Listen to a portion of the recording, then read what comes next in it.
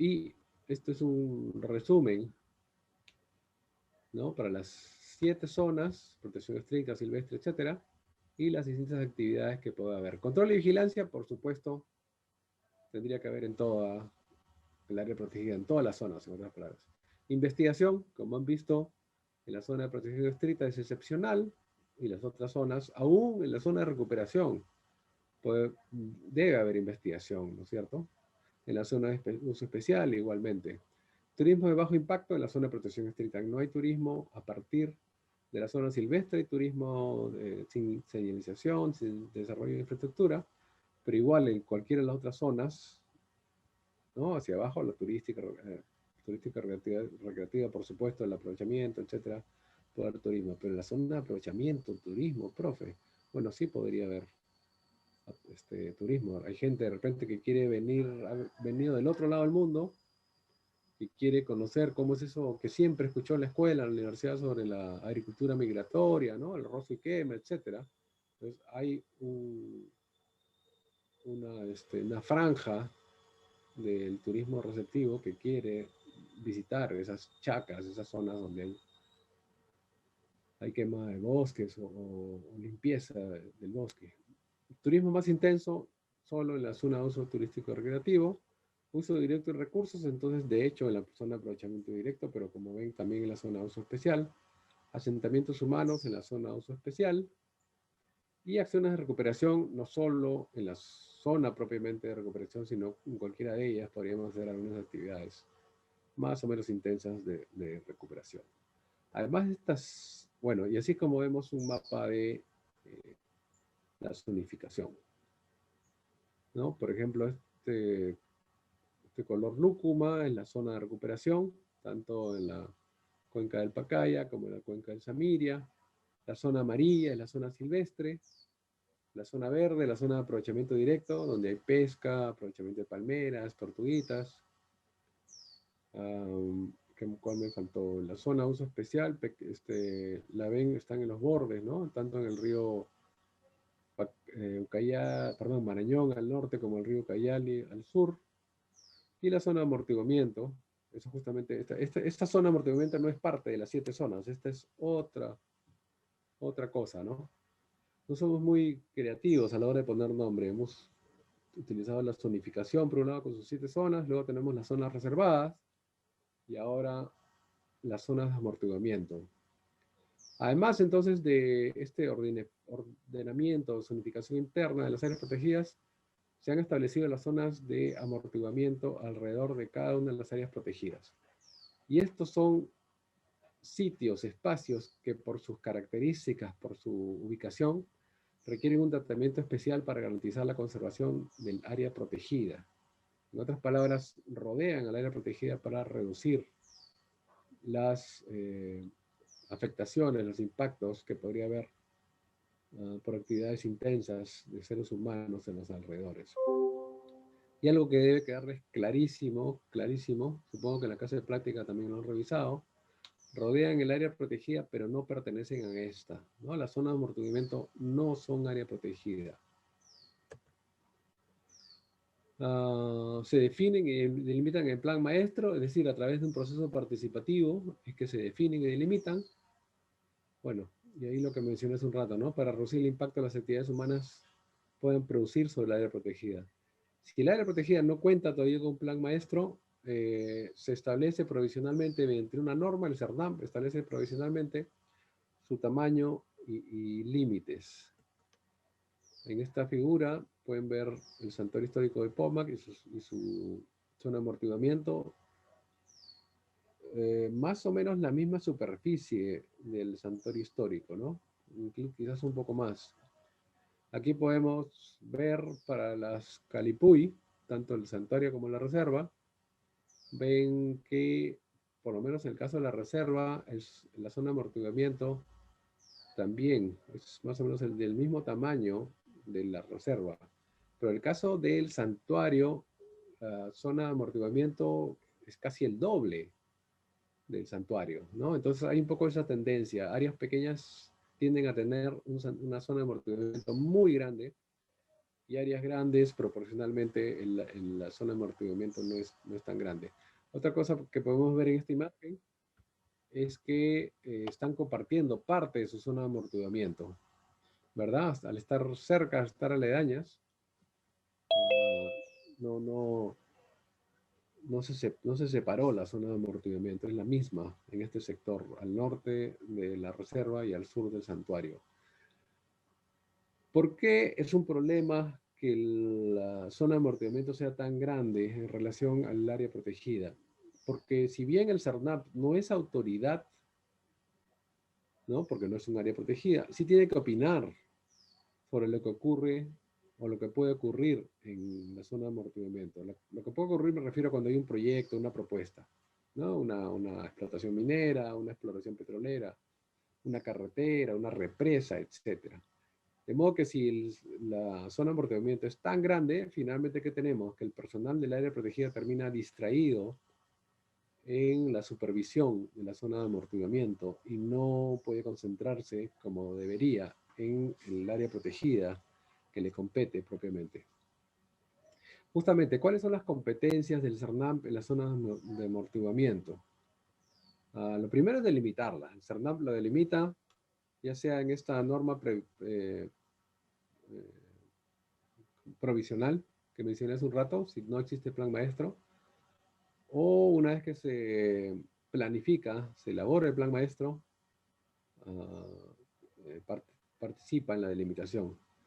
Una competencia importante es la de dar opinión favorable para la autorización de actividades forestales o de cualquiera que se requiera, cualquiera que requiera, perdón, un estudio de impacto ambiental o un PAMA, un programa de educación ambiental.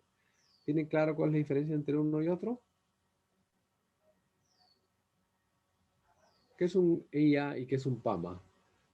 ¿Cuál es la diferencia básica? ¿Quién me ayuda con eso?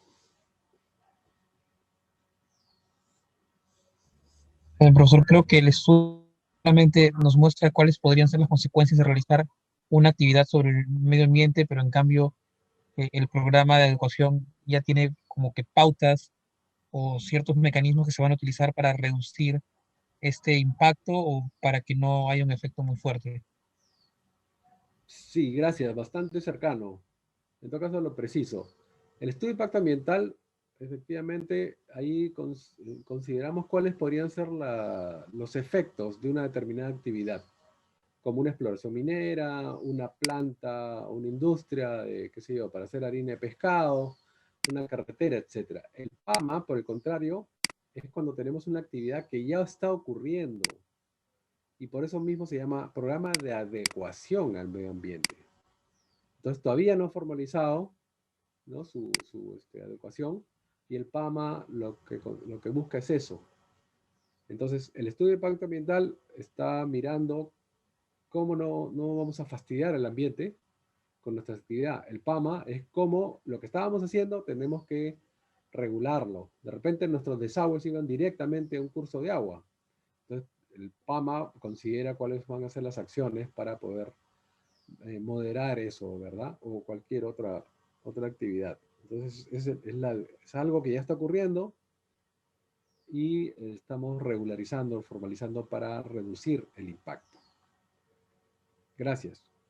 Y finalmente, el CERNAM tiene que supervisar y monitorear las actividades que se realizan en la zona de amortiguamiento. Por eso la necesidad de dos cosas. La primera es eh, delimitar la zona de amortiguamiento, obviamente considerando los efectos que podría haber, pero delimitarlo de manera que no sea tan, pero tan grande, ¿verdad? Y por tanto el CERNAM tiene que estar permanentemente ahí viendo, opinando, supervisando, etcétera, ¿no es cierto? Y lo otro es, también tendríamos que definir cuáles son realmente todas esas actividades que pueden afectar considerablemente, mientras que de repente una chacra o alguna actividad de subsistencia no va a afectar pues de manera concluyente el área protegida, ¿no es cierto? Si es que esto ocurre en la zona de amortiguamiento. Entonces, delimitar adecuadamente los límites, va la redundancia, las fronteras de la zona de amortiguamiento. Y segundo, restringir a un determinado número de actividades muy impactantes a la lista de lo que debe supervisar y monitorear la autoridad, en este caso el CERNAM. Cuando dice dar opinión favorable, esa opinión es obligatoria, ¿no? De modo que si CERNAM dice no va a haber mina, porque me va a afectar tal y tal cosa, por supuesto tiene que argumentarlo. No hay mina, por lo menos en principio. De repente viene el Ministerio de Energía y Minas, que tiene más punche que el Ministerio del Ambiente, y cambia la torta, pero normalmente no debería ocurrir eso. A ver, entonces, la zona de amortiguamiento no es parte del área protegida, es su influencia. Se requiere informes favorables del CERNAM para actividades dentro de la zona de amortiguamiento. Buscamos que favorezcan la conservación del área protegida. Debe existir compatibilidad entre las actividades en la zona de amortiguamiento y los objetivos del área protegida. Por eso el CERNAM está no solo viendo qué puede ocurrir y qué no, sino lo que está ocurriendo lo está supervisando. Y la autoridad del área protegida no tiene una competencia directa sobre esta zona. ¿Quién gobierna la zona de amortiguamiento? Muchos actores. Si dentro del área protegida es clarísimo que CERNAM es la autoridad, afuera es el gobierno regional, es los gobiernos municipales, hay propietarios privados, ¿verdad? De repente hay posesionarios y ganaderos que ocupan tierras del Estado extensivamente. ¿Sí? Entonces hay muchos actores. Y por eso es lo complicado de la gestión de las zonas de amortiguamiento. Y por otro lado, el aprovechamiento forestal debe tomar en cuenta este carácter particular que tienen las zonas de amortiguamiento, ¿verdad? Acá podemos ver, como el caso anterior, zonas de amortiguamiento compartidas. Tenemos el Parque Nacional del Mano y al costadito, pegadito, en la zona, perdón, el Santuario Nacional de Megantoni, hay una brecha o una distancia, perdón, con las otras áreas protegidas, la Reserva Machillenga, el Parque Otishi y la Reserva Comunal Ayaninka. Sin embargo, pueden ver que las zonas de amortiguamiento son compartidas. ¿Sí? Y aquí las jefaturas tienen que hilar fino, porque ¿qué ocurre si, por ejemplo, la Reserva Comunal Machillenga opina desfavorablemente ante una actividad y el Santuario Nacional Megantoni opina favorablemente? ¿Por dónde se va el usuario, el beneficiario? Se va hacia el criterio del Santuario Nacional Megantoni, ¿no? El que lo favoreció. Entonces ahí tiene que haber, no puede ocurrir que el área protegida A diga sí y el área protegida B diga no, para la misma actividad. Tiene que haber una articulación, ahí tiene que ponerse de acuerdo. Aquí vemos ya dramáticamente la zona de amortiguamiento del santuario histórico es gigantesco al lado del área protegida, ¿verdad? Al lado de la superficie. ¿Y por qué? Porque básicamente se han utilizado como límites caracteres geográficos naturales muy obvios, como pueden ser ríos o divorcio de aguas, ¿no? De modo que tenemos que buscar alguna manera de no utilizar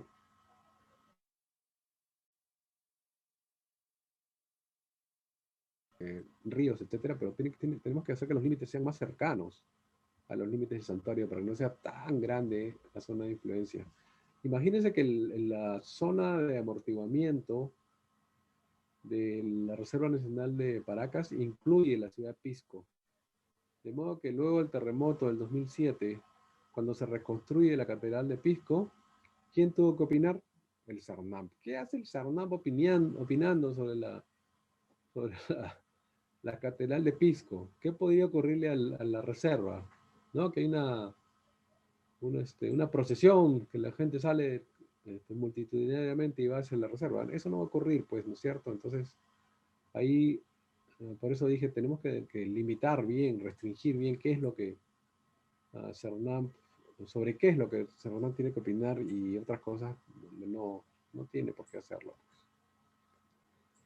Muy bien, vamos a revisar los programas y subprogramas de los planes maestros. Plan maestro o plan de manejo. En realidad el término general es plan de manejo. En Perú hemos optado por llamarle plan maestro, ¿no? Esa es la jerga que usamos. Estos son los programas, entonces ya los habíamos visto el otro día. mm, el, el CERNAP elabora, en realidad de manera participativa, un plan maestro para cada área protegida.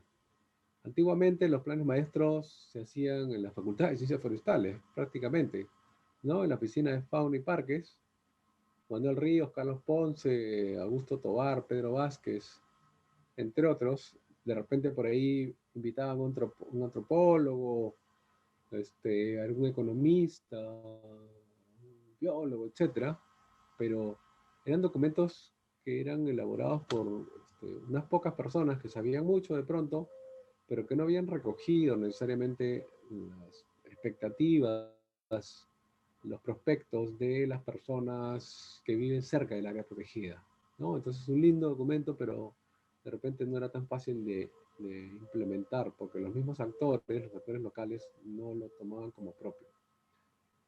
Este constituye un documento de planificación del más alto nivel, ¿verdad? Para la gestión de la misma. Es el documento más importante. Los planes maestros entonces son elaborados por medio de un proceso participativo, son aprobados por el CERNAP y deben ser actualizados, revisados cada 5 años. Este plan define por lo menos la zonificación, las estrategias y las políticas generales para la gestión de la respectiva área protegida, ¿no? Ya hemos hablado de la zonificación, las estrategias y políticas estarán consideradas en los programas y las líneas generales de la gestión. También el plan considera la organización, los objetivos, los planes específicos y los programas. Y por otro lado, por lo mismo que el área protegida no es una isla, debe considerar los marcos de cooperación, la coordinación y participación de la sociedad civil o las instituciones que tengan que ver, que estén interesadas en el área protegida y las zonas de amortiguamiento. Tenemos entonces el plan de manejo ambiental con su subprograma de protección. Es el más importante para la administración del área protegida, ¿no? Y busca, por un lado, proteger los recursos naturales de los infractores y usuarios, ¿no?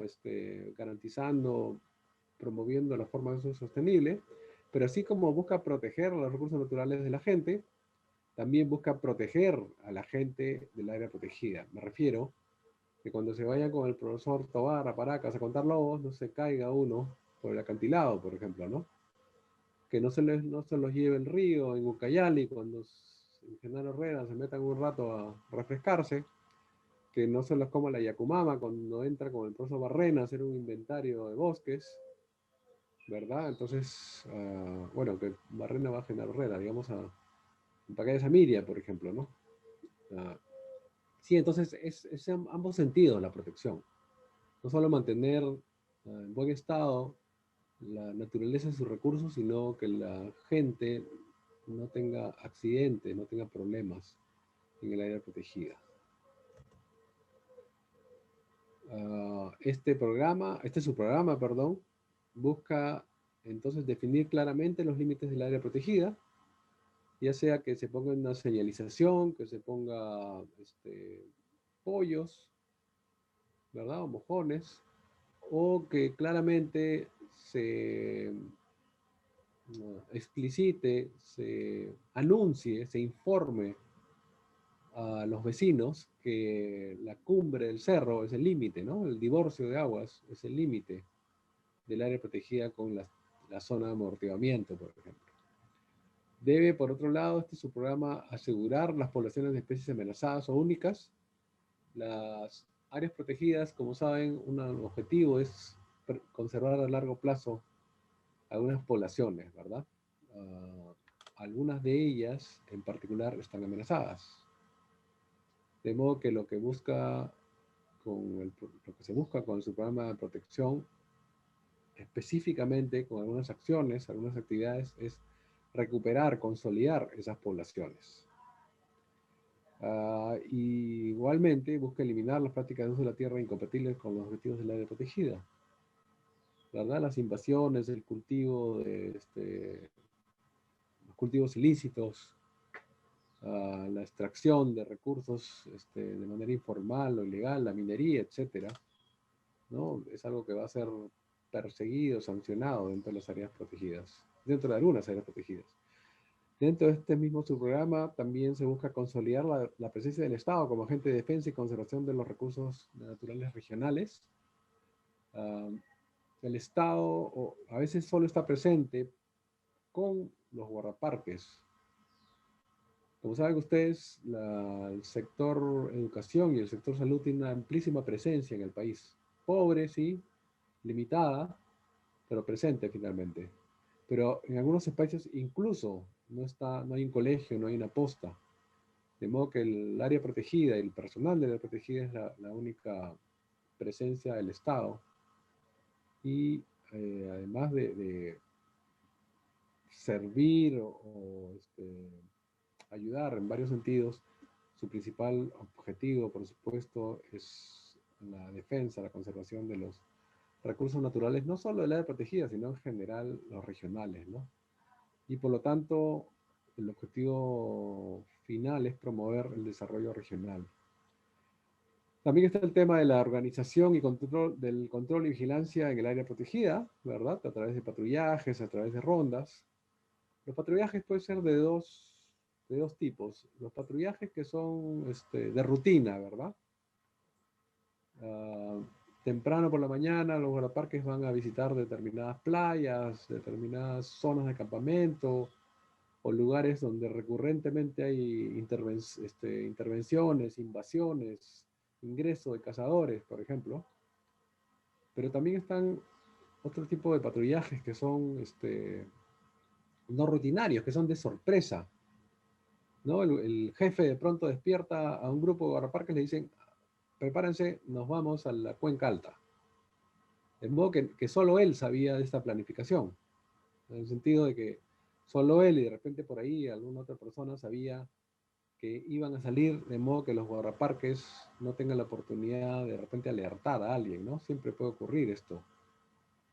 Siempre hay esta posibilidad. Y llegan a la Cuenca Alta y encuentran pues a gente pescando, cazando, talando, etcétera, ¿no? Obviamente si son recorridos rutinarios, siempre la gente va a saber que podrían llegar los guardaparques en cualquier momento, ¿no? Pero estos otros patrullajes que no son avisados, pues tienen el factor sorpresa, ¿no? A su favor. Parece simple, ¿no? Vamos a patrullar, en fin. Imagínense lo que ocurre en lugares como Pacaya Samiria. La Reserva Nacional Pacaya Samiria se ubica en la depresión de Ucamara, es decir, en la confluencia, en la unión del río Ucayali con Marañón, que le da el nombre a la depresión, Uca de Ucayali, Mara, obviamente de Marañón. Esa es una zona inundable, 60% de la superficie se inunda durante gran parte del año. Eso significa que el ingreso, primero que nada, a la reserva puede ser por varios espacios, ¿no? Por estos llamados, se me fue el nombre, varaderos, que viene a ser un varadero, una zona donde el río principal está relativamente cerca de una quebrada dentro ya del área protegida. De modo que lo que hacen los pescadores cargan o arrastran su canoa por este llamado varadero, ¿no? Es decir, tierra firme, un pequeño tramo de tierra firme, para entrar a este cuerpo de agua dentro del área protegida. O también existen y aquí sí me olvidé el nombre, es una suerte de quebradilla que va siendo ampliada por la gente y utilizan para poder, una suerte de atajo para poder ingresar. Digo, una sacarita se llama eso, ¿no? Es un término totalmente local en la Amazonía, nombre charapa, sacarita, ¿no? Una quebradita por donde se ingresa igualmente como dije, como un corto camino, ¿no?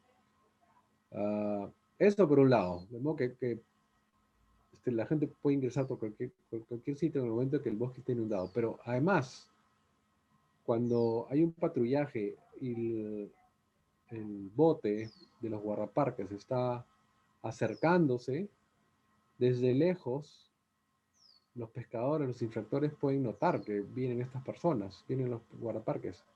De modo que se meten al bosque, como el bosque está inundado, se meten al bosque con todo y canoa, por supuesto, pasan los guardaparques, nunca supieron que estaban los pescadores ahí, y cuando ellos ya se aleja el sonido del motor, regresan los pescadores. De modo que el control se vuelve sumamente, el patrullaje se vuelve, tiene poco éxito en situaciones como estas, ¿no?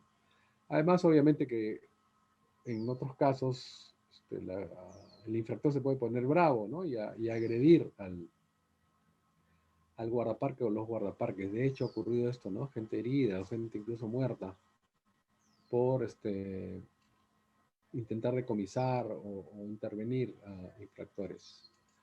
El subprograma de protección también eh, tiene que ver con la señalización, con las barreras, con la infraestructura vial, ¿no? Señalización no solo informativa, sino también de alerta, ¿no?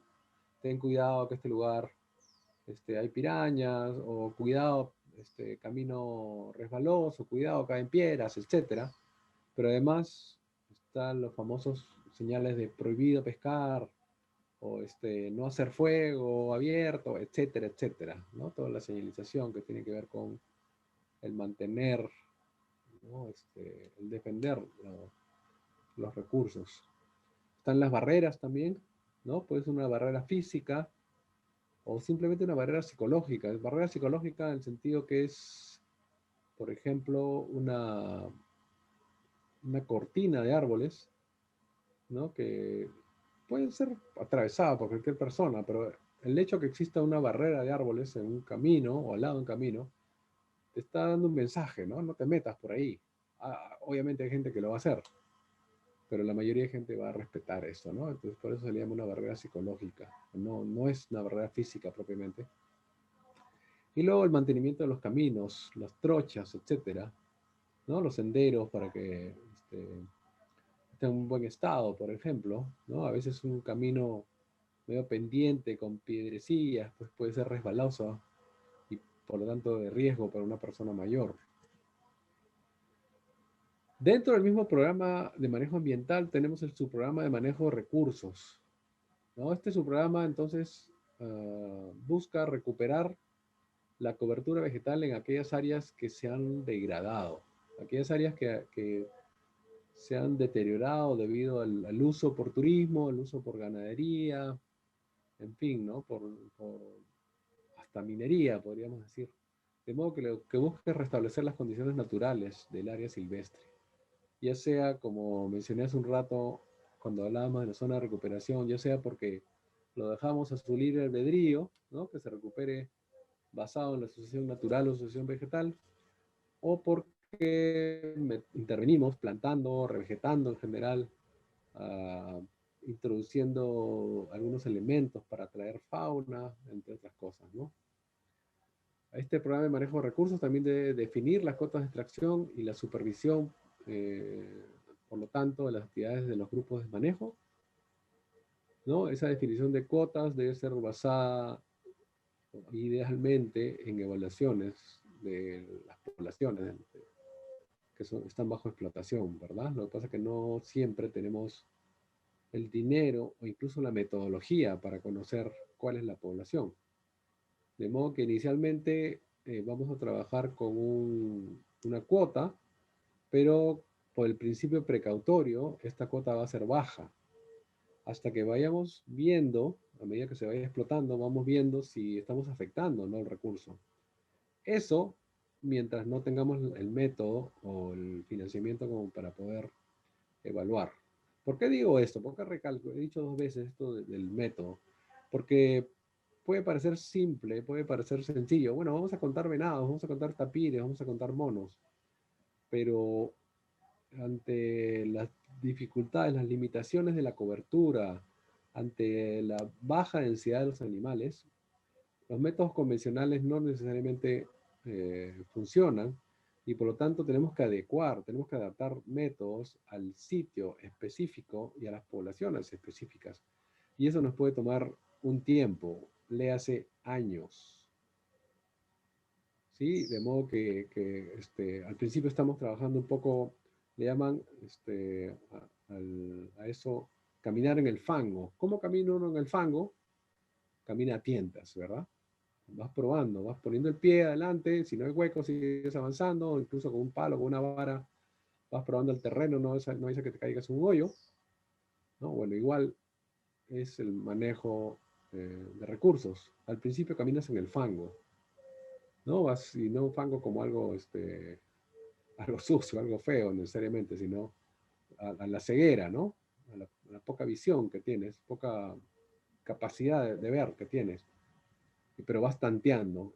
Exactamente eso es lo que haces cuando manejas recursos al inicio, vas tanteando, pero siempre con principio precautorio, ¿no? Siempre con precaución en todo caso. Y una vez que desarrollas el método ya tienes tienes información mucho más consistente, más potente como para poder tomar decisiones y eventualmente incrementar las cuotas, por ejemplo, ¿no? Su programa también busca monitorear la cobertura vegetal en el área. Eso tiene relación con la caja gris del lado izquierdo, ¿no es cierto? El estar basado en sensores remotos, en imágenes satelitales u otros, ver cómo evoluciona la vegetación, ya sea para bien, porque se está recuperando una zona que fue donde hubo un incendio o donde hubo intensa actividad agrícola antes del establecimiento del área protegida y se va recuperando, o al revés, ahí donde había una invasión, una colonización y por lo tanto se están afectando las tierras, ¿no es cierto? En la página web del Centro de Datos para la Conservación, en la pestaña de descargas, pueden encontrar varios documentos para bajar. Varios de ellos tienen que ver con esto, justamente, ¿no? Lo que llamamos en términos resumidos, el monitoreo ambiental remoto, ¿no? Hace varios años el Centro de Datos para la Conservación hizo en varias áreas protegidas, sobre todo del sur, del sureste, las áreas protegidas de Madre de Dios, Ucayali, Cusco, incluso Pasco, una evaluación remota, es decir, con imágenes satelitales, del avance o retroceso de agricultura y otras actividades, minería, por ejemplo, carreteras, en estas áreas. De modo que pueden ver la evolución, ¿no? A través de 5 o 6 años de qué fue lo que ocurrió. Luego se acabó el dinero, ya no se acabó el financiamiento, no se continuó con eso, pero es una experiencia que vale la pena revisar, ¿no? Para no solo replicar en otras zonas, sino eventualmente retomarlo. Este mismo subprograma de recursos, de manejo de recursos dentro del programa del manejo ambiental busca hacer un seguimiento, un monitoreo del uso de recursos naturales y en ese sentido establecer indicadores de sostenibilidad de aprovechamiento, ¿no? Un poco lo que mencionaba hace un rato sobre la precaución, sobre cómo manejar el recurso, manejar el suelo o la tierra, convenir con las poblaciones locales beneficiarias para que el recurso siga produciendo, recreándose ilimitadamente, indefinidamente, ¿no? Y podamos seguir aprovechándolo. Entonces, esos indicadores tienen que ser lo suficientemente sensibles como para poder identificar algún cambio dramático, sobre todo hacia abajo, ¿no? Me refiero un cambio, una degradación del recurso, la población, el ecosistema, en fin, ¿no? Y por eso tenemos que ser bien minuciosos en la definición de esos indicadores. Determinar, por otro lado, la capacidad de carga, ¿no? Es decir, cuánta gente podemos meter en un lugar, por ejemplo, ya sean turistas, investigadores o cazadores, etcétera, para que no, ¿cuál es el número máximo para que la zona, el ecosistema no se afecte, ¿no? Entonces, por ejemplo, miren la fotografía inferior izquierda, ¿no? Una cantidad de turistas alrededor del reloj de sol, ¿no? El Intihuatana en Machu Picchu. Obviamente ahí la apreciación del paisaje se ha degradado totalmente, ¿no es cierto? Uno va a disfrutar, ¿no? De un lugar arqueológico espectacular y de pronto te encuentras con el Jirón de la Unión, ¿no? Gente que, aunque no quieran, van a hacer ruido y van a incomodar, ¿no? Y reducir la calidad de tu visita. De modo que tenemos que manejar esa, esa capacidad de carga, ¿no? Tenemos que regular la cantidad de gente que va a entrar en todo caso.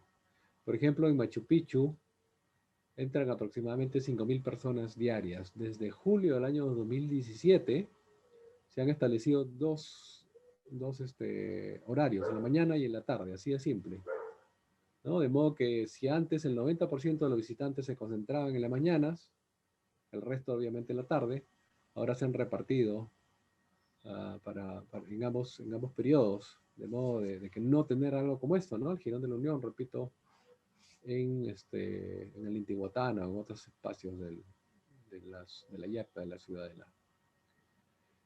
Este es un programa también busca controlar las especies exóticas invasoras. Y ven por un lado la liebre europea, ¿no? En el Parque Mano, en el Santuario de Machu Picchu.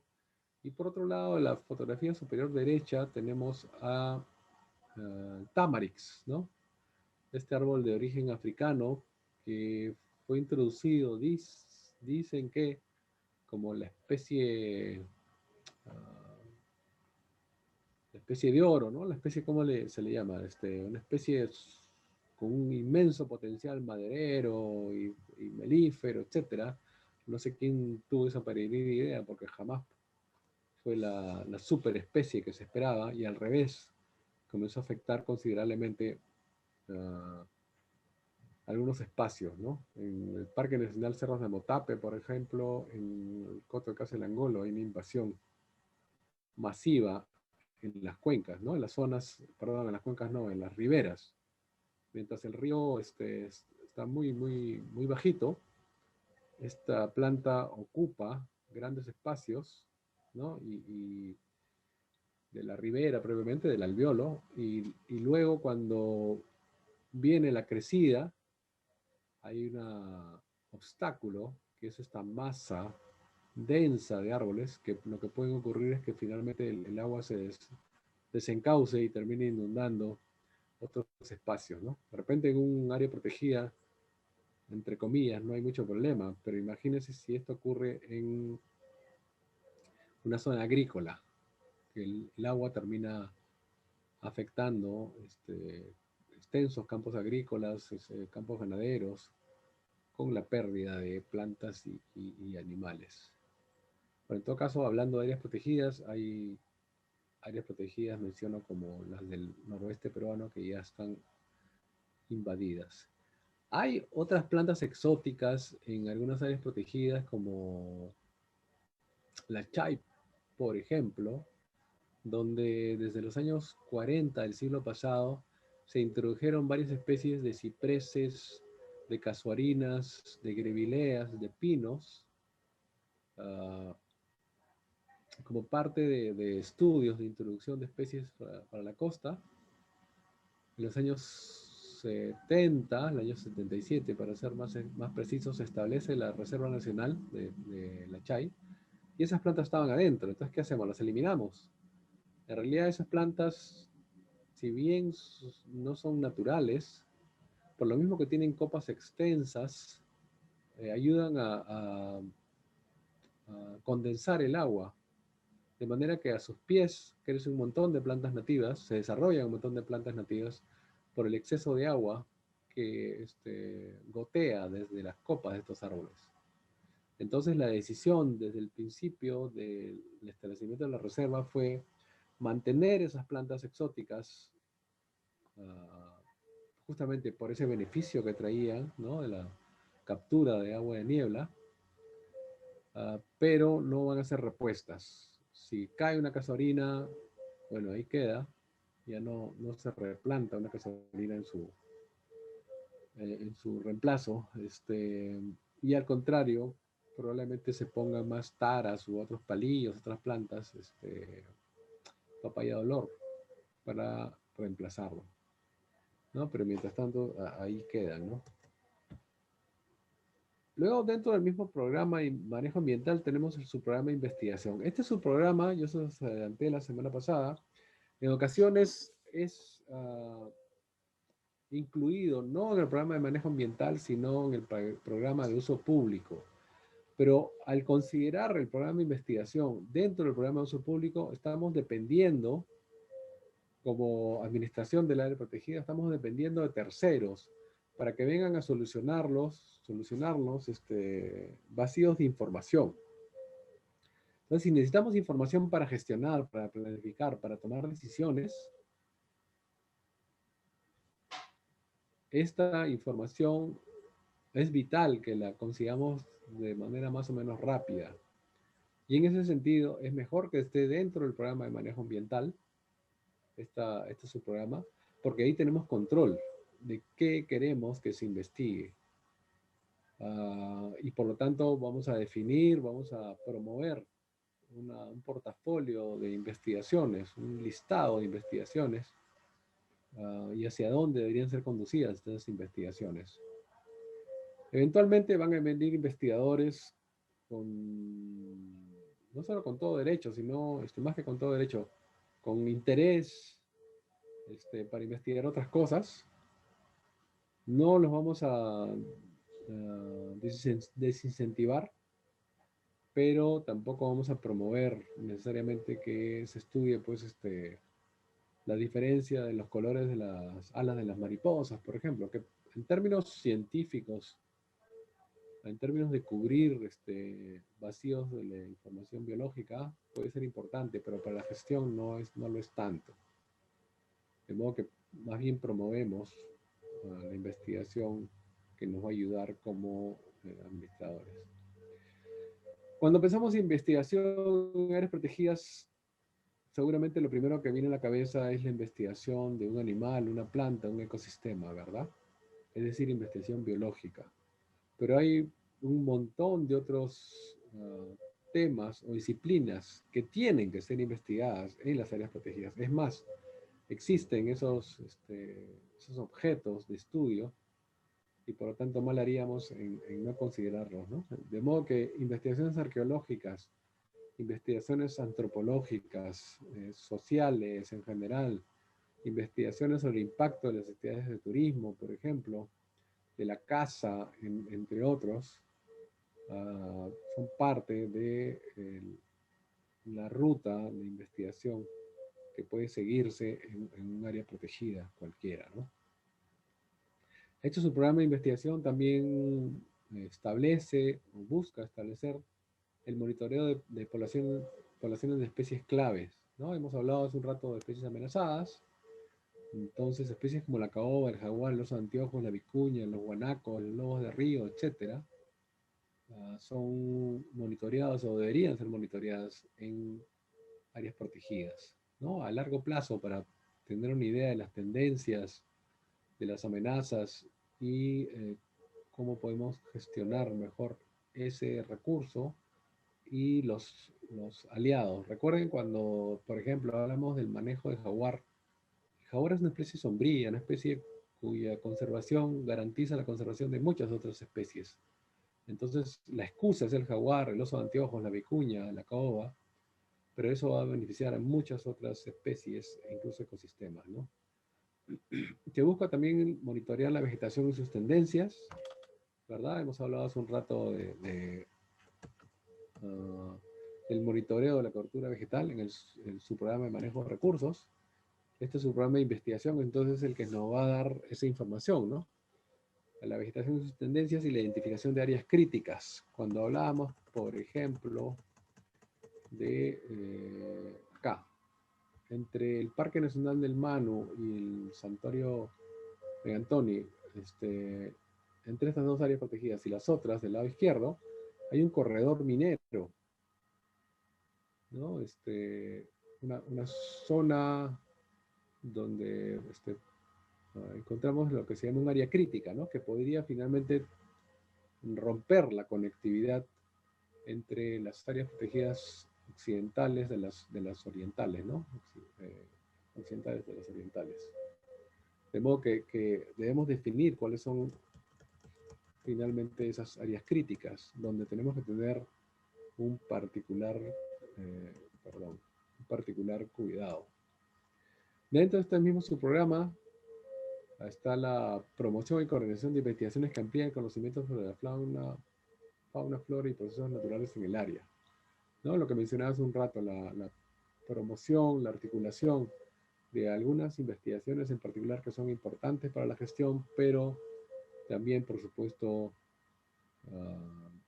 dar apoyo a aquellas otras investigaciones que de pronto no son tan aplicativas, ¿no? Tan aplicables o aplicadas para la gestión, pero que sí van a ayudar a los investigadores a conseguir sus grados, en fin, o publicar, etcétera, ¿no?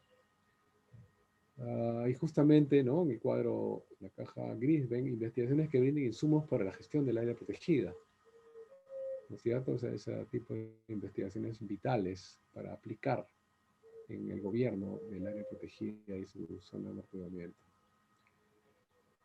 Este subprograma también entonces va a regular las actividades de investigación que ocurren en el área, ¿no es cierto? Las autorizaciones, la supervisión, el seguimiento de los informes preliminares, informes finales, las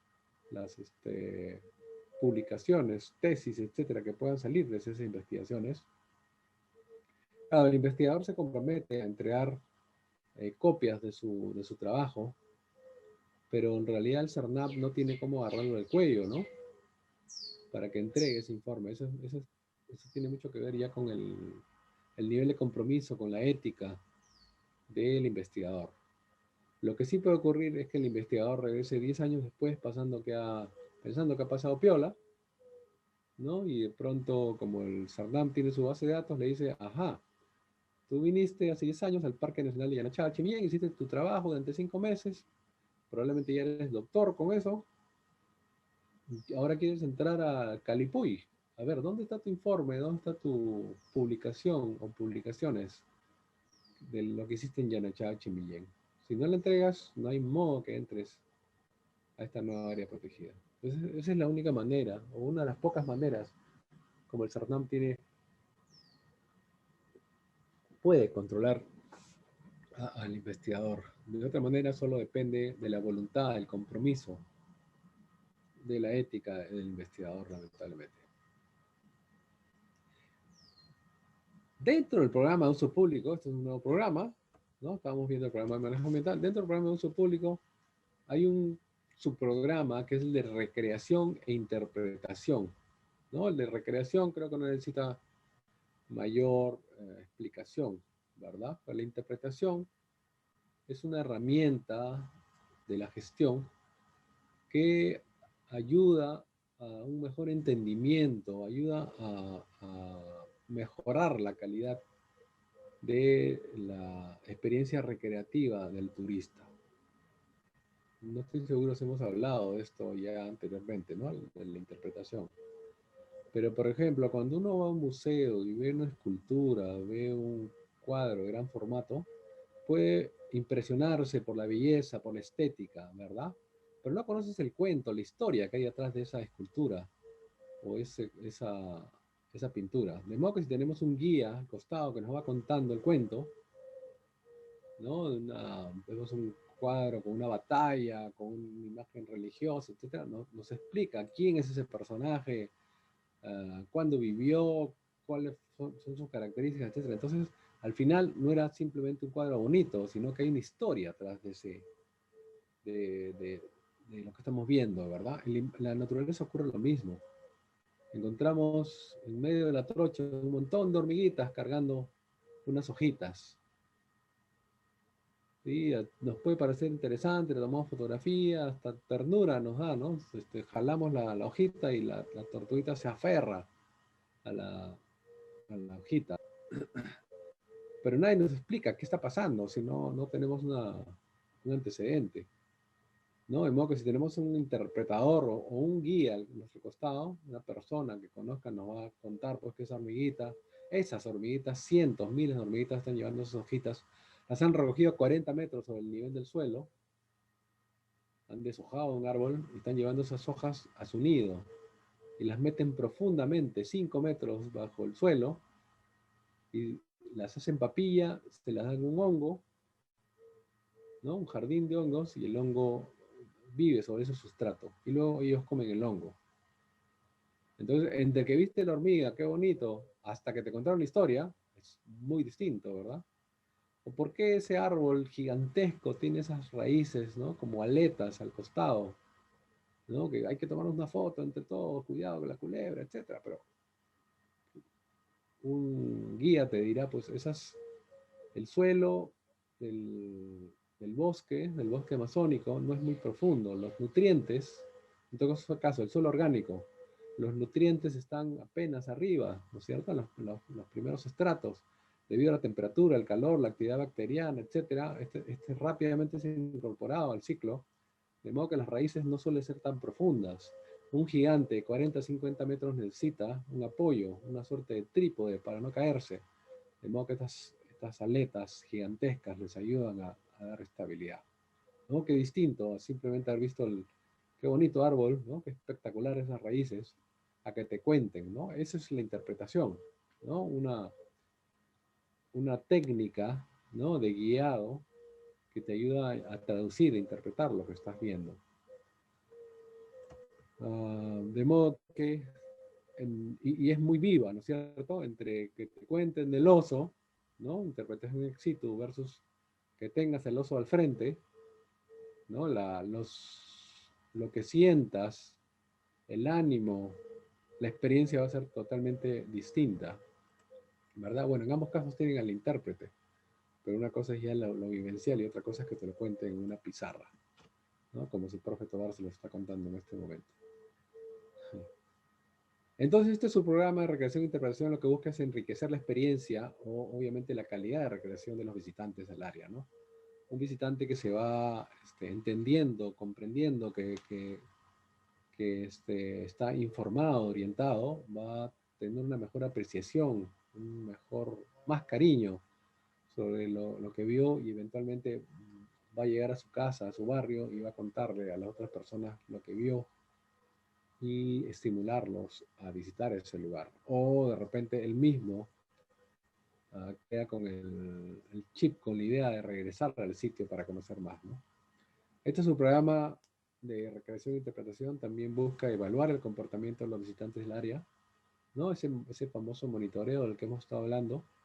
¿Cuáles son los lugares más visitados? ¿Cuáles son los campamentos que terminan más uh, degradados después de la estación de una temporada de vacacionistas, ¿no? Porque hay pisoteo por todos lados, los basureros terminaron totalmente repletos, nos hemos llenado gallinazos de ratas, de grillos, etcétera. ¿Cuáles son los lugares que la gente está visitando de manera informal, ilegal, y que de alguna manera tenemos que redirigir esa ruta, ¿no? Por donde se han hecho trochas o senderos totalmente informales, por donde no debería ir la gente porque es terreno fangoso, o de repente porque hay mucha pendiente, hay un acantilado, etcétera, ¿no es cierto? Es decir, evaluar permanentemente el comportamiento de los visitantes. Busca también integrar las actividades recreativas del área protegida propiamente a una red o circuito de atractivos turísticos locales o regionales. Si llevo turistas a Paracas, pues ¿cuánto tiempo puedo atender a las personas en Paracas? Un par de días, 3 días, ¿no es cierto? Entre un día playa, por ahí ir a ver a los lobos, que la catedral, el candelabro, de pronto algún otro sitio, comer un cevichito, pero no sería mejor, no solo llevarlos a Paracas, sino de repente llevarlos por la ruta del Pisco, ¿verdad? A Ica, Pisco, a Atacama, Atacama, ¿qué estoy hablando? Atacama, perdón, no Atacama, sino Atacama. De repente llevarlos a Nazca, ver las líneas, en una de esas subir a Pampa Galeras. Entonces, 2 o 3 días se convierten en una semana, en 10 días. Obviamente, eso depende mucho de la disponibilidad de tiempo, de la disponibilidad de dinero. Pero a lo que voy con esto es que una sola área protegida por sí misma de repente no hace la diferencia, pero si ya estamos hablando de un circuito, de una red, eso puede ser mucho más atractivo, no solo para los turistas individualmente, sino para las empresas de turismo también, ¿verdad? Y eso va a ser ganancia para las áreas protegidas, por supuesto. Cuando hablamos de interpretación, entonces, la visita al área protegida puede ser con guía, ¿no? Que es la situación ideal. Una persona que nos acompaña permanentemente y nos va orientando, informando, ¿no es cierto? Sugiriendo, mirar con detalle algunas cosas de lo que tenemos al frente. Además, probablemente tenemos trifoliares, por ahí una guía de fauna, carteles, etcétera. Una segunda experiencia es cuando no tenemos el guía, pero hay muchísimo material de consulta y apoyo. Probablemente entramos, antes de hacer la visita, entramos al centro de interpretación o centro de visitantes, donde vimos un montón de dioramas, en fin, imágenes. Por ahí había alguna cosa medio interactiva que apretábamos un botón y sonaba el canto de un ave y justo teníamos la imagen del ave, etcétera, ¿no es cierto? Entonces ya nos hemos sumergido, ¿no? Había una inmersión en el área protegida, incluso nos ha estimulado, nos ha motivado, ¿no? Y nos vamos a hacer nuestra visita sin guía, pero tenemos por ahí un trifoliar, una guía, donde vamos a ir interpretando nosotros mismos, ¿no? Es más, de repente en la ruta misma hay algunas señales, ¿no? Que mira este hormiguero, mira que este árbol está inclinado para acá por determinadas razones, que aquí un poquito más allá pueden ver unas hormigas, o perdón, unas orquídeas, cuidado con las avispas, etcétera, ¿no es cierto? Entonces, obviamente no es tan rico como tener una guía al costado, pero sobre todo gente con cierta formación, con mayor educación, puede con facilidad adecuarse a esto y tener una visita bastante rica. Y la peor situación, por supuesto, si no tienes guía ni tienes materiales de apoyo, ¿no es cierto? Entonces, básicamente, la gente le dice, ya, vamos a ir a tal laguna. Entonces, las personas están desesperadas por llegar, ¿no? Parte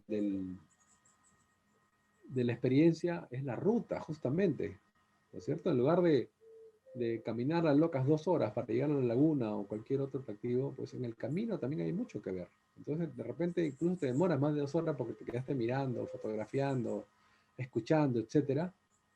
Pero ha sido muy entretenido. Estuviste 2 horas que se te pasaron muy rápido, ¿no? Por más que había mosquitos o lo que sea, se te pasaron muy rápido porque estuviste entretenido. Uh, de modo que en principio la ruta misma es parte de la experiencia, ¿no es cierto? Pero en fin, esta última posibilidad de sin guía y sin material de apoyo es la más pobre, ¿no? Luego tenemos su programa de mantenimiento. Ya estamos pasando al tercer programa, el programa de operaciones. Su programa de mantenimiento busca mantener justamente en estado adecuado, en estado operable la infraestructura de la área protegida. No solo los puestos de control, los centros de visitantes, las exhibiciones, que estén actualizadas. Alguna vez recuerdo en la Chay o alguna vez área protegida, en el centro de visitantes había un mapa del Perú con las áreas protegidas de hace 15 años. 15 años, durante 15 años no le habían dado mantenimiento a ese lugar. Habían aves disecadas, llenas de polvo, con polillas, en fin, mejor, ¿sabes qué? Mejor cierras esa interpretación si vas a tener algo como eso, ¿no? Si bien uno puede alegar que no tiene recursos, pero lo mínimo es limpiar. Y por último, materiales simples, puedes actualizar los mapas, en fin, la información, ¿no es cierto? Eso es más negligencia en realidad, o no, no tener ganas para hacer las cosas y hacerlas bien. Ah, también tiene que estar en buen estado, en estado operativo, las habitaciones, por ejemplo, los guardaparques, ¿no? A veces, lamentablemente, los lugares donde duermen, donde almuerzan los guardaparques, son muy precarios, ¿no? Prácticamente covachas, ha dicho eso en algún momento alguien, ¿no? Lo cual tiene mucho que ver con la dignidad de las personas también, ¿no? Pretendemos que el área protegida esté en excelente estado, pero el lugar donde está tu personal, pues no lo tienes bien mantenido, o en buen estado, ¿no? Hay que tener mucho cuidado con eso. Tienes que tener a tu gente estimulada, además, motivada. También busca mantener en estado operativo los vehículos, los motores, por supuesto, ¿no es cierto? Los equipos, los generadores de energía, los paneles solares sin polvo, para que sean mucho más efectivos, tomando la radiación solar, las radios, los binoculares, en fin, las motos, etcétera, ¿no es cierto? Y también está el tema del apoyo logístico, ¿no? Para los patrullajes, para las visitas, de repente viene alguna autoridad regional, en fin, necesitamos meter víveres o de pronto hay un grupo de turistas, un grupo de investigadores que tienen que entrar en algún sitio en particular. Pues eventualmente les vamos a dar apoyo en términos de transporte, por ejemplo, ¿no? Y luego tenemos el subprograma de administración. Si bien dije que el programa de protección es el más importante, este programa es fundamental también, ¿no es cierto? Permite que los esfuerzos de gestión sean eficaces y estén dirigidos a cumplir los objetivos del área protegida. El programa de administración es el que permanentemente nos está llamando la atención sobre si estamos trabajando adecuadamente, ¿no? Si, cómo andamos de recursos, con el presupuesto, el personal, en fin, ¿no es cierto? Y por tanto, el tema de la conducción del área protegida de acuerdo al marco legal vigente, por ejemplo, en cuanto a la ejecución y evaluación del plan maestro, igualmente. Este mismo subprograma de administración tiene que asegurarnos el personal mínimo indispensable para la gestión con remuneración económica adecuada.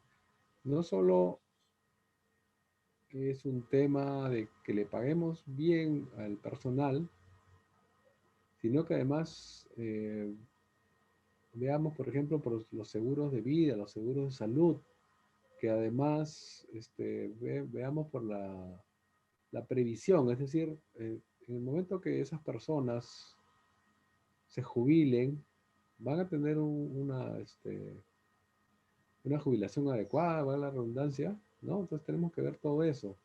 Ojalá tengan capacidad de ahorro, en fin, de repente no se puede tanto, ni siquiera los profesionales llegan a ese nivel, pero no me refiero a profesionales del área protegida, cualquier profesional no llega a ese nivel de ahorrar adecuadamente, pero en fin, su programa de administración entonces busca asegurar que no solo tener las gentes suficientes, sino que esté adecuadamente remunerado y estimulado además, ¿no? Motivado. Justamente por eso la capacitación permanente del personal, así como las condiciones adecuadas de trabajo y calidad de vida, ¿no? Que esté adecuadamente vestido, que esté adecuadamente equipado, que no sienta pues que año a año se va acumulando sus frustraciones porque le pagan mal, porque le pagan tarde, porque su jefe es muy autoritario, en fin, ¿no? Ahí tiene que haber un ambiente de trabajo, un buen ambiente de trabajo. Y como dije, a los guardaparcas tenemos que estimularlos, al personal en general, estimularlos permanentemente, ¿no? Ya sea, este, no solo hablando con ellos permanentemente, teniendo una buena relación, sino, por ejemplo, estimulándolos a capacitarse, recurrentemente, ¿no? Ya sea con cursos de guardaparques propiamente, pero también con otros temas, ¿no? De repente no van a ser siempre guardaparques, están buscando otras posibilidades, otras oportunidades. Entonces, por ejemplo, si alguno de ellos quiere ir a la universidad o a un instituto técnico, ver cómo darle las facilidades para que pueda hacerlo. De repente hay un viaje, en una de esas hay una, eh, ¿cómo le llaman esto? Un intercambio, ¿no es cierto? Con otras áreas protegidas, eso lo estimula mucho a la gente. Y finalmente, este subprograma de administración busca asegurar el presupuesto necesario también para la gestión eficaz del área protegida. Hay áreas protegidas que tienen muy bajos presupuestos, pero depende mucho también del jefe, del personal, de los líderes del área protegida, para buscar alianzas, buscar otros actores que puedan apoyar, de repente ni siquiera con dinero, pero sí de otra manera, ¿no? Que ya sea que traiga voluntarios para ayudarnos en el trabajo o con materiales, con insumos, con servicios, etcétera, nos pueda reducir esa brecha presupuestal que tengamos. Muy bien, preguntas hasta acá, comentarios. He hablado como un loro. Yo tengo dos preguntas. A ver, dale, por La favor. primera, la primera es sobre la zonificación. ¿Hay un porcentaje máximo que pueda cubrir cada zona que hace? Por ejemplo, ¿hay un porcentaje máximo del área que pueda la zona de uso especial? No, eso tiene mucho que ver, gracias por la pregunta, tiene mucho que ver con las características, ¿no? Obviamente una zona de uso especial gigantesca no sería lo mejor en un área protegida, ¿no? Y les cuento como anécdota, bueno, no es una anécdota, entonces es una historia. El Santuario Nacional Manglares de Tumbes es un área de uso directo, ustedes lo saben. Sin embargo, ha habido un uso tradicional de parte de marisqueros, ¿no? Cangrejeros, etcétera, en un sector del santuario. Pero a medida que pasaban los años, la entrada de estas personas era cada vez más profunda, digamos así, ¿no? Cada vez más adentro del área protegida.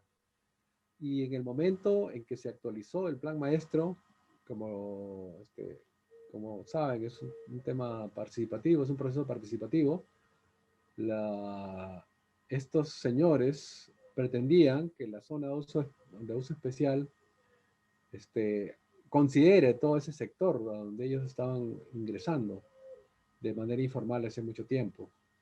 Y bueno, ahí el santuario tuvo que ponerse fuerte, en todo caso los planificadores, los que conducían el proceso, tuvieron que ponerse fuerte para que eso no ocurriera, si no hubiéramos tenido un santuario nacional pues con una zona de uso especial gigantesca, ¿no? O sea, esa superficie casi llegaba a la mitad de la superficie del santuario, que de por sí ya es pequeñita, ¿no? Cerca de 2.500 hectáreas. Eso, pero no hay un criterio específico para superficie Gracias, máxima. profesor. Y la otra pregunta era, ¿cuáles son las acciones que pueden tomar los guardaparques Me perdí. ¿Cuáles son las acciones que? que pueden tomar los guardaparques ante situaciones, por ejemplo, a alguien realizando algo ilegal dentro de un ANP? Lo primero es buscar ayuda, porque suena gracioso, ¿no? Pero es concreto. De repente llevar a comuneros o a alguien para hacer mancha, ¿no? Voy a hablarlo en términos coloquiales. Porque muchas veces los infractores, los ilegales, están dispuestos a defender con uñas y dientes, no tanto el recurso que han aprovechado ilegalmente, sino su equipamiento. Si tú, por ejemplo, les decomisas una motosierra, le decomisas una red de pesca, van a quedarse muy fastidiados y eventualmente van a regresar por ella en el momento que estés vulnerable. De hecho, les cuento, desgraciadamente, hace unos años en Paquete Samiria, justamente unos pescadores entraron a un puesto de control para recuperar una red. Eran como 12 personas y terminaron matando al guardaparque y a dos colegas. no eran guardaparques, eran otras dos personas que estaban en el puesto de control. Obviamente se les fue de las manos las cosas, los terminaron matando, pero a ese extremo puede llegar, ¿no? Pacaya Samiria, un guardaparque fue macheteado hace un tiempo, en fin, ¿no? Uno debe tener mucho cuidado. Creo que les conté hace un tiempo, hace unas sesiones, que alguna vez el jefe del Sarnam contó que lo que se pedía a los guardaparques era que hagan 3 actas, ¿no? De decomiso, ¿no? Y estas fueron firmadas por el infractor. Y hasta que uno de las personas que estaban en el curso lo aclaró, curso, taller, y le dijo, mira, cuando tú vas a decomisar, la gente, los infractores se van corriendo. No tanto porque tienen miedo de ti, sino porque van a buscar a otras personas para hacer mancha y pegarte. Entonces tú tienes apenas un tiempo para destruir el producto, ¿no? Si es un tronco, por ejemplo, tienes que cortarlo para que pierda valor. Y no hay manera, siquiera, ya fuera una sola acta de decomiso. 3, olvídate, no hay modo. Una, no vas a poder tampoco. Entonces, eso es impracticable, ¿no? Pero en general, la gente, el infractor sabe que el guardaparque tiene cierta autoridad, aunque esta es limitada. Hace mucho tiempo que los guardaparques, hace años, literalmente décadas, que los guardaparques no llevan arma. Cada cierto tiempo regresamos a esa discusión si los guardaparques deberían o no tener arma. Por eso una época los guardaparques eran licenciados del ejército, ya no existe más esa figura, porque algún momento tuvo problemas con guardaparques armados, entonces se prefirió quitarles. Pero en otros países los guardaparques tienen rango de policía y están armados. Argentina, por ejemplo, ¿no? No sé si he respondido totalmente tu pregunta, creo que era más amplia que eso.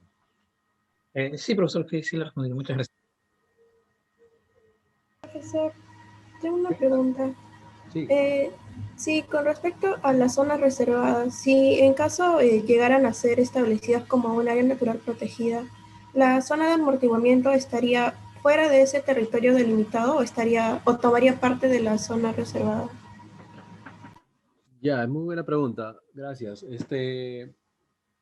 Pueden haber varios caminos. Pues puede ocurrir que la zona reservada, perdón, al categorizar esa zona reservada se incorporen otras superficies que no estaban reservadas inicialmente y se categoricen como un parque, una reserva, etc.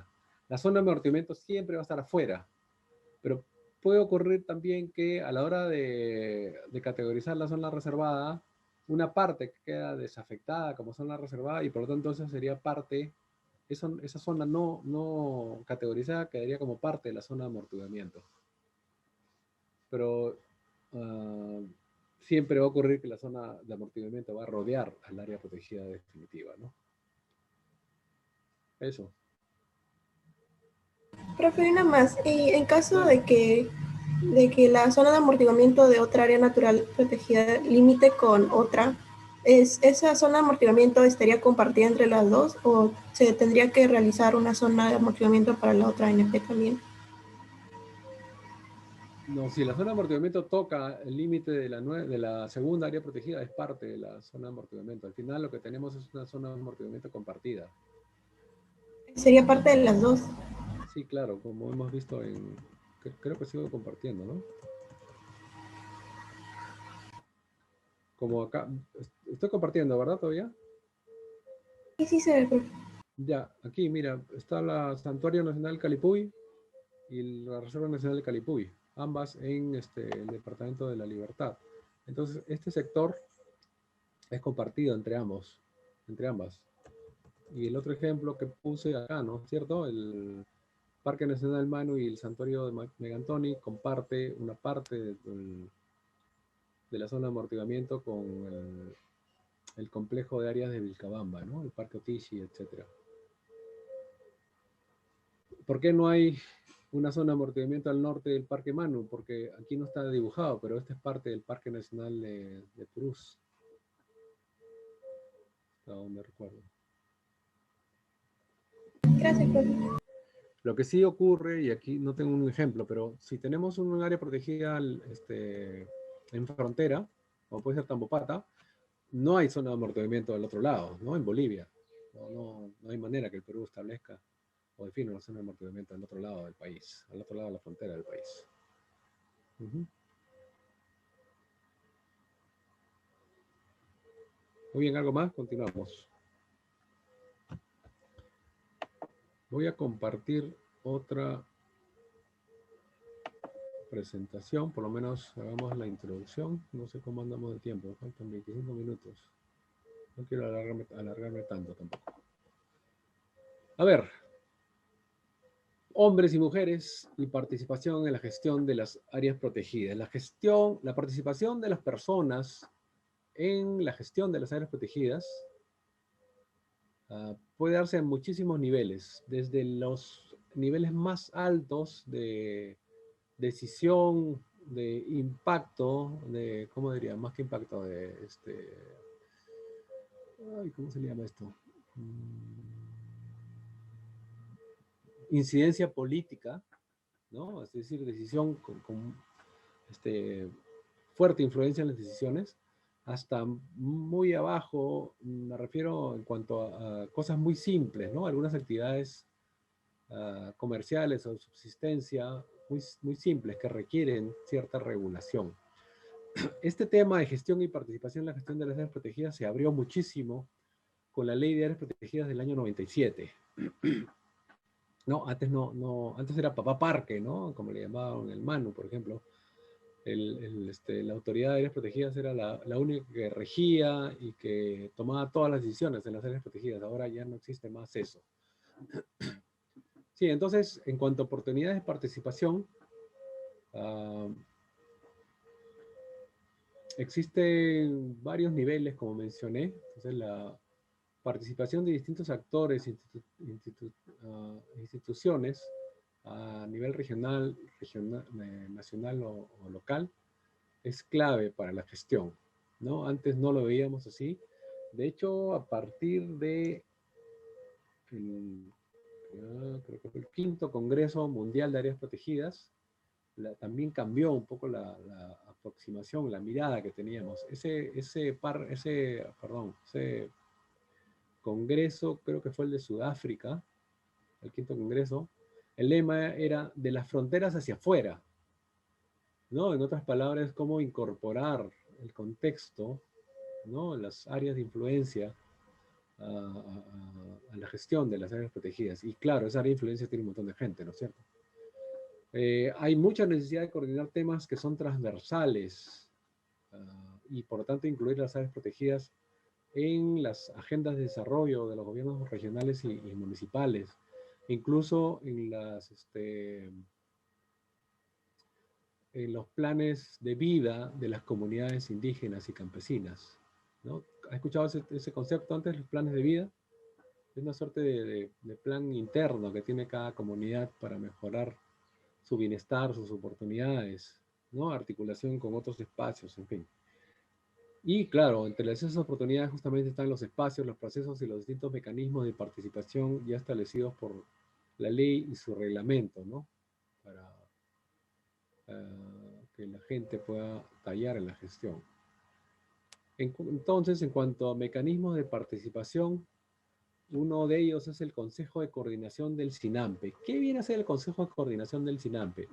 Es una instancia de alto nivel donde están representados todos los sectores que de una u otra manera tienen que ver con las áreas protegidas, con el sistema de áreas protegidas. ¿De qué estamos hablando? Por supuesto está el Ministerio del Ambiente, ¿no es cierto? Pero también está el MIDAGRI, el Ministerio de Desarrollo Agrario y Riego. Está el Ministerio de Cultura, está PRODUCE, el Ministerio de Producción. Están las universidades, está la Asamblea de Gobiernos Regionales, está los gobiernos municipales, no recuerdo cómo se llama, asamblea, coordinadora, en fin. Profesor, disculpe, Sí, dale. no sé si está compartiendo una diapositiva. Estamos en la de movimiento. ¿No están viendo la diapositiva? Perdón, No. no, disculpe, creo que no dejé de compartir la anterior. No dejé de compartir la anterior. Gracias por avisarme. Y ya. Ok. Ahora sí. sí, tienes toda la razón. No dejé de compartir la anterior y abrí esta otra. Ahora sí, gente y participación en la gestión de áreas protegidas. Sí, sí, ahora sí. Ahora sí, profe. Ya, gracias por avisarme. Sí, entonces estas son las oportunidades, ¿no es cierto? La clave para la gestión es la participación de los actores e instituciones, la necesidad de coordinar a varios niveles, ¿no? Sobre todo articular el desarrollo de las áreas protegidas a las agendas de desarrollo de distintos niveles, y hay distintos espacios, procesos y mecanismos de participación. Entonces, uno primero de ellos es este consejo que estaba mencionando, donde están todos los sectores, y que aquí se discuten los grandes temas de las áreas protegidas. Por ejemplo, ya les he mencionado que en este momento se está actualizando el plan director del sistema. Entonces, cuando ya se tenga un borrador cuasi final, este va a ir al Consejo de Coordinación, donde están todos estos sectores, y ahí se van a limar asperezas. ¿Por qué? Porque lo que ocurre dentro de las áreas protegidas va a afectar a muchos otros sectores, no solo al CERNAMP, por supuesto. Entonces, para que ese documento no salga aprobado solo por el CERNAMP, es que se busca un amplio consenso de parte de todos los posibles beneficiados o afectados. ¿No es cierto? Entonces tenemos un plan director finalmente que es aprobado con el visto bueno de muchísimos sectores representados en este consejo, ¿no? Esa es una primera instancia, pero hay otros procesos donde podría también el Consejo de Coordinación reunirse para decidir. Otras maneras como hay una participación de la gente es a través de los procesos de elaboración de los distintos planes, ¿no es cierto? El plan maestro, los planes específicos. En realidad el plan operativo anual, si bien hay participación de la gente, es más bien interno. Ahí de repente no es tan preciso poner plan operativo. Creo que he errado ahí. El plan operativo básicamente trabaja, es un plan de trabajo. Lo elabora el personal del área protegida. Pueden consultar, socializarlo entre otras personas, pero no es tan participativo como podría ser el plan maestro o los planes temáticos, ¿no? El plan de uso turístico, el plan de uso público, manejo de recursos, control de incendios, educación ambiental, etcétera. Después tenemos el comité de gestión. El comité de gestión es un grupo de personas o instituciones que están directamente vinculadas con el área protegida y van a hacer una suerte de grupo consultivo, un grupo que va a ayudar, va a orientar a la gestión. Si bien tiene nombre de comité de gestión, no gestiona nada. Ellos no están en el día a día en el área protegida, no manejan presupuesto, ni siquiera están en negociaciones que puede hacer el área protegida con otras instancias. Vamos a hablar en un rato un poco más del comité de gestión. Los contratos de administración, ¿no? Cuando le damos a un tercero la dirección, la gestión de un área protegida, ¿verdad? Este contrato de administración puede ser total, es decir, toda la superficie del área protegida, puede ser parcial, como el caso del Angolo, por ejemplo, ¿no? El sector de Sauce Grande, la sexta parte del Coto de Caza está bajo la administración del Club de Caza, Pesca y Turismo Piura, la otra parte es administrada por el CERNAMP. Puede ser parcial en términos temáticos, por ejemplo, la Reserva Nacional Tamopata y el sector de Madre de Dios del Parque Nacional Bauja-Sonene está bajo la administración en el tema de investigación y monitoreo de una ONG que se llama AIDER. Sí, entonces tiene una injerencia sobre gran parte de la superficie, pero sobre todo solo se encarga de algunos temas. Todo lo que es turismo, lo que es control y vigilancia, en fin, aprovechamiento de recursos, no tiene nada que ver esta ONG. Ellos básicamente se enfocan en investigación y en monitoreo.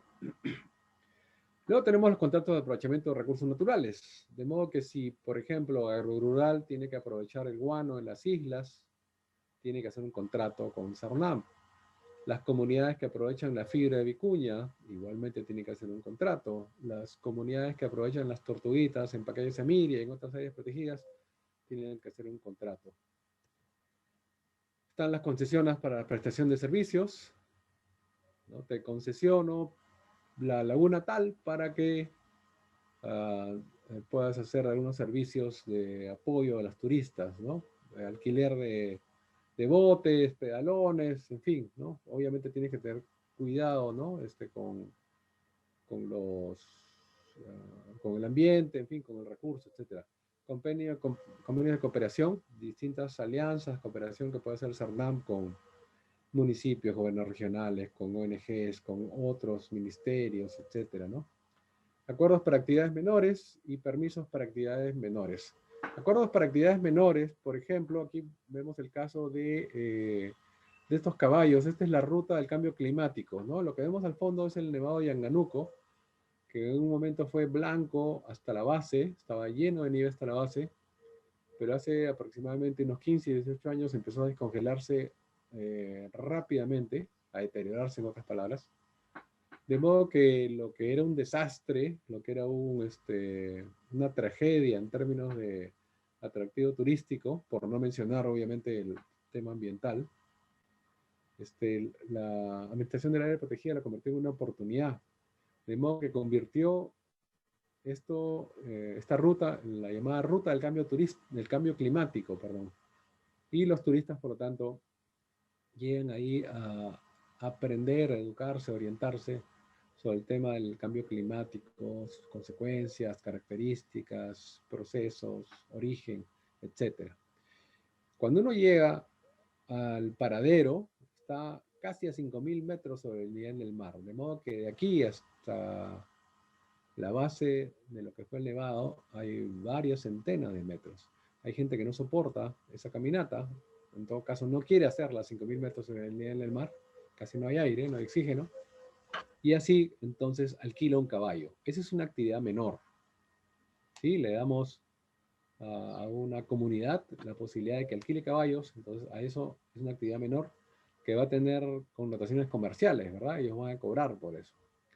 Luego tenemos el permiso para actividades menores. La señora que vende choclo con queso o huevo duro, etcétera, ahí justamente en Yanganuco, en el Parque Nacional de Huascarán, esa señora, si bien ella vende, no podríamos decir que es una actividad comercial netamente, ¿no? Yo diría que es más una actividad de subsistencia prácticamente. Pero esa señora se compromete, o esa señora se compromete a mantener limpio, ordenado el lugar donde está vendiendo su choclo con queso. Pues claro, no va a limpiar solo de los 5 metros cuadrados a donde llegan sus comparadores, sino una cierta zona de influencia, ¿no es cierto? Entonces, esa es la contraprestación que ella hace. Ella no paga, en el caso de acuerdos por actividad menor, sí uno tiene que pagar un derecho. En el caso del permiso por actividades menores no hay pago de derechos, pero sí hay una suerte de convenio, ¿no? O acuerdo, más que convenio, para mantener el lugar limpio, por ejemplo, ¿no?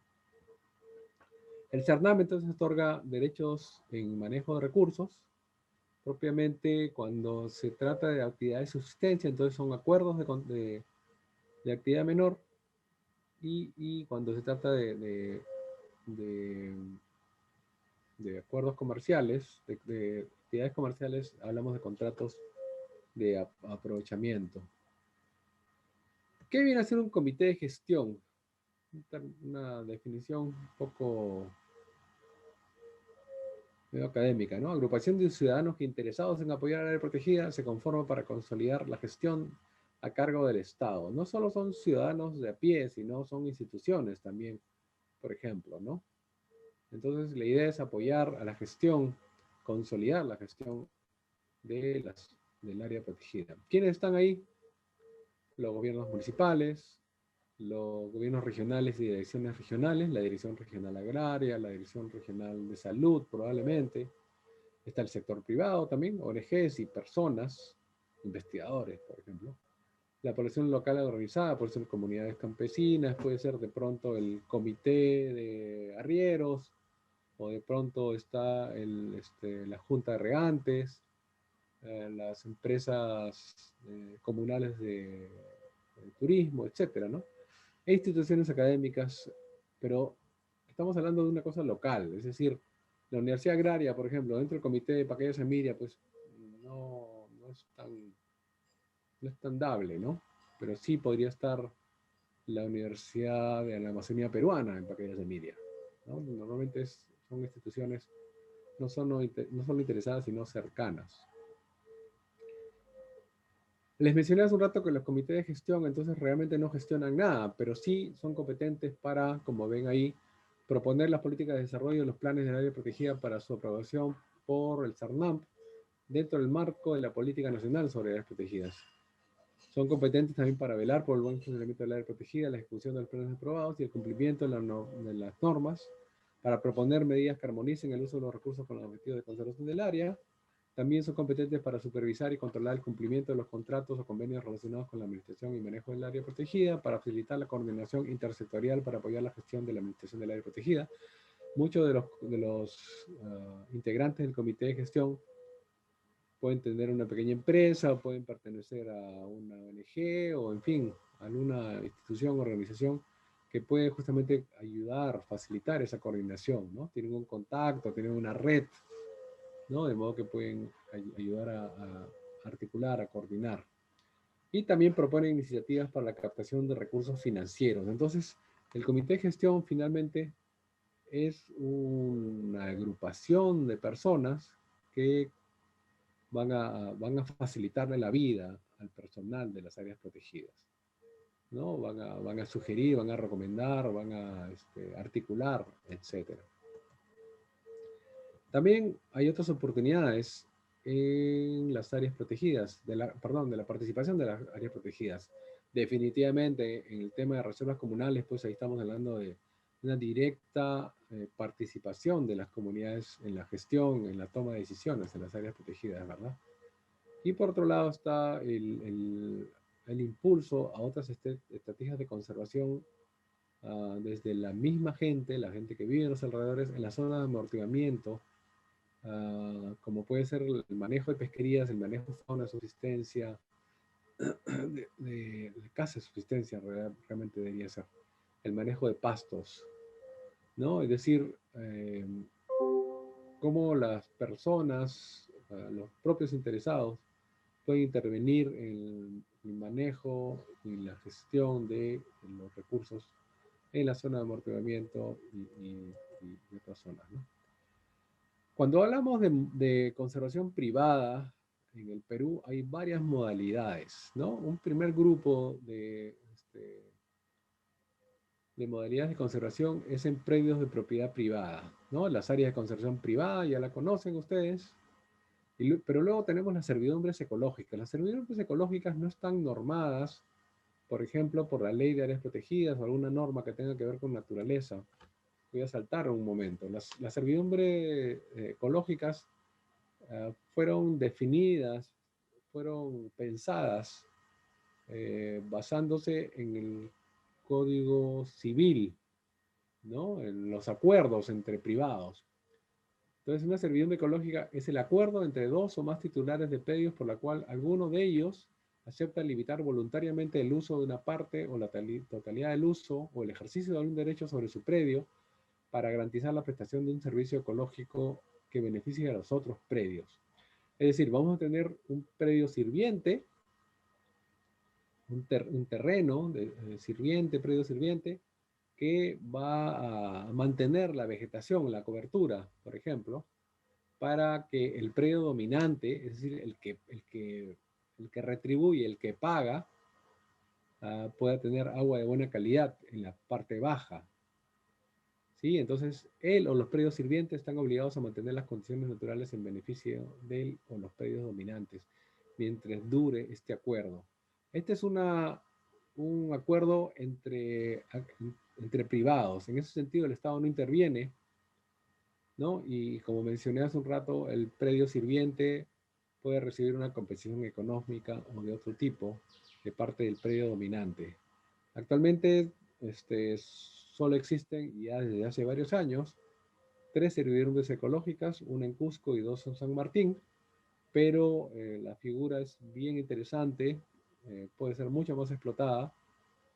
De hecho, sin ese nombre ya existen algunas iniciativas que justamente tienen que ver con lo que se llama el pago por servicios ambientales o servicios ecosistémicos, ¿verdad?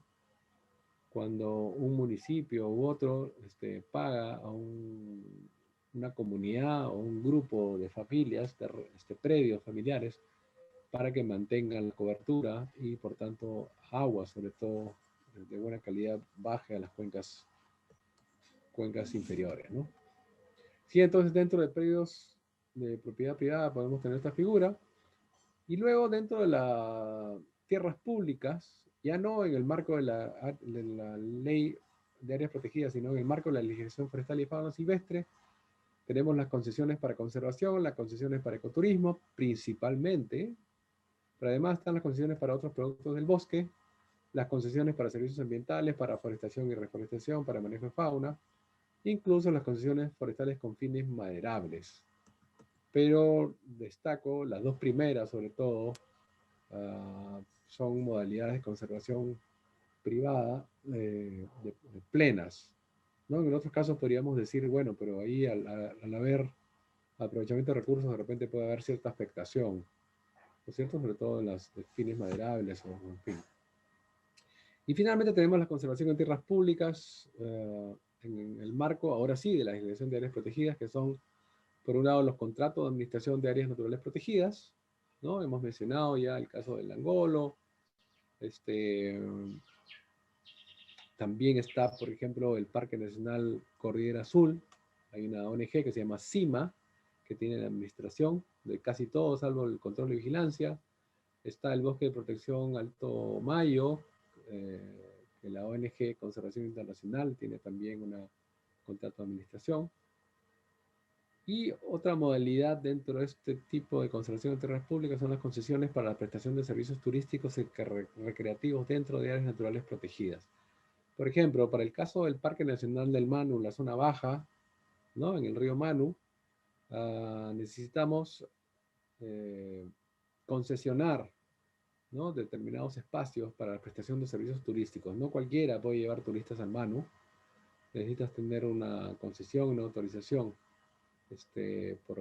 con vigencia de algunos años para poder hacer este servicio, ¿no? Entonces ahí estas concesiones también ayudan a mantener en buen estado lugares, los contratos mismos, ¿no? Lugares donde el SARNAM de repente no tiene tanto ingreso o presencia, más que ingreso, ¿no? Y capacidades logísticas. Creo que aquí termino ya prácticamente, nos quedan poquísimos minutos. Las áreas protegidas, entonces, muchas áreas protegidas, en realidad, perdón, más que las áreas protegidas.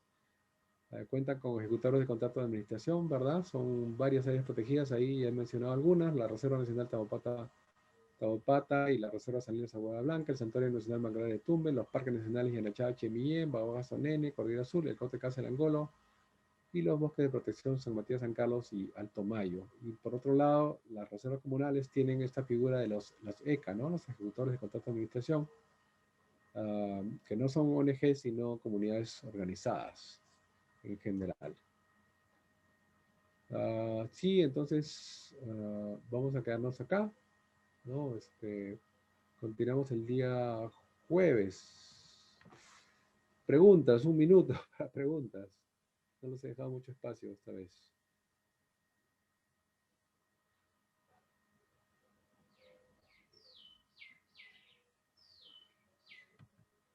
Nada por ahora. Bueno, el jueves, si les queda algo, podemos retomar.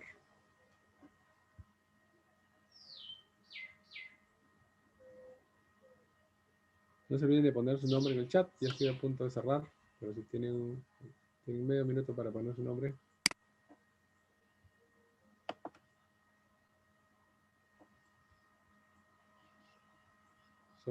Son 20 ustedes, unos pocos han puesto su nombre. No, perdón, unos pocos, la mayoría han puesto su nombre. Ya están los 20, supongo. Muy bien, nos quedamos acá. Nos vemos el jueves, jóvenes poetas. Cuídense mucho. Cuídense a las 10. Hola, profesor. Gracias, profesor. Hasta luego.